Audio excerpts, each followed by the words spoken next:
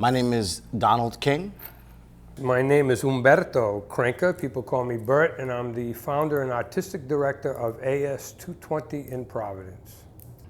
I'm proud to say that I'm a native son of Providence. I've been raised on virtually every side of town: Wiggins Village, East Side, Camp Street, Rochambeau Avenue on the east side, and then of course Chad Brown, which was where I was born. And I lived in every single community in Providence. I had an apartment in the South Side at one point. I had a couple of them actually. I had an apartment on Lancaster Street, which is right off of Camp.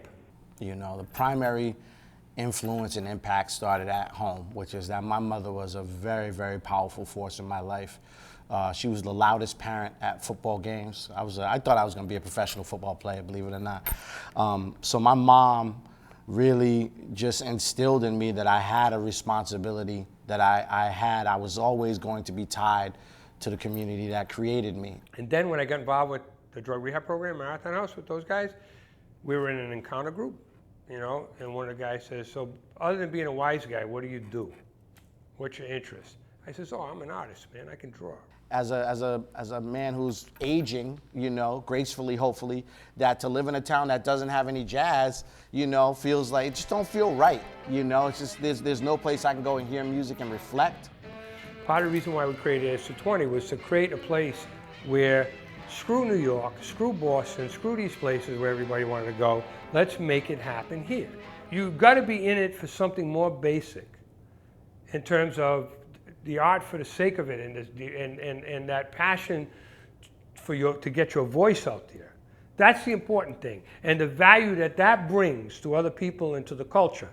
So FET is that we both felt like music in particular had an opportunity to bring different kinds of people together and transform the community, and that's what we're trying to do here. So we imagine or fancy FET kind of like the Buena Vista Social Club.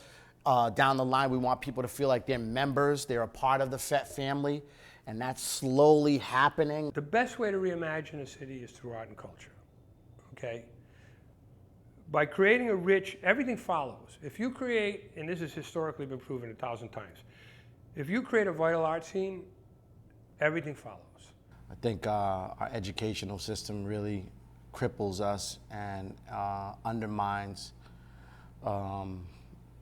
a certain level of sophistication to happen. They're telling us that statistically there's less violence in the city now than there has been in years. That seems like complete bullshit, right?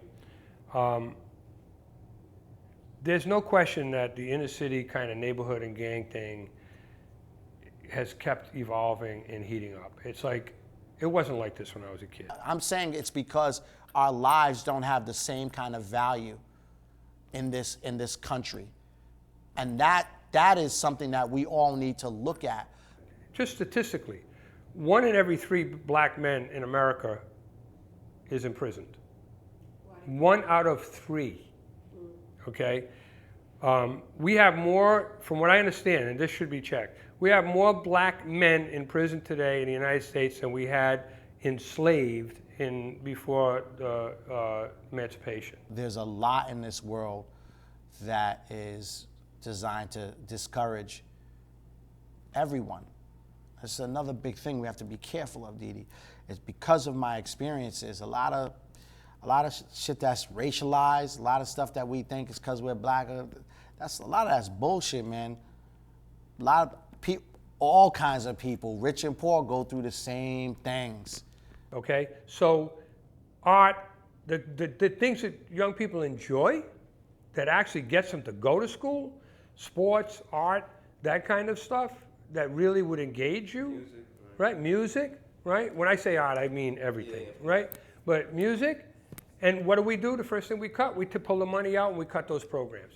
The impact of the arts is that it first and foremost, it's a mirror. It allows you, so it's the important thing, and I think about this because I have 2 kids now, is that for them, to be able to take them to a theater or to a movie or to a dance show, to be able to see themselves reflected on stage is important. you know, and it's important in ways not just in terms of like I'm trying to make them the next Maya Angelou or Denzel Washington or anything like that, but it gives them a perspective or a sense of themselves in the world. Right? With the art and culture, we get a kid in the training school and we say, we're interested in your story, however you want to tell it, through photography or writing or this and that. Now, in many cases, for a lot of kids, it's the first time anybody said to them, what you have to say, this makes me emotional. What you have to say is important. Okay? That your experiences and your perspective in life, I don't give a shoot how bad it is or whatever, are important. And that it's important to the entire culture and to the society to understand this perspective. And maybe they start making more humane decisions about how they treat people and how they make policy and laws.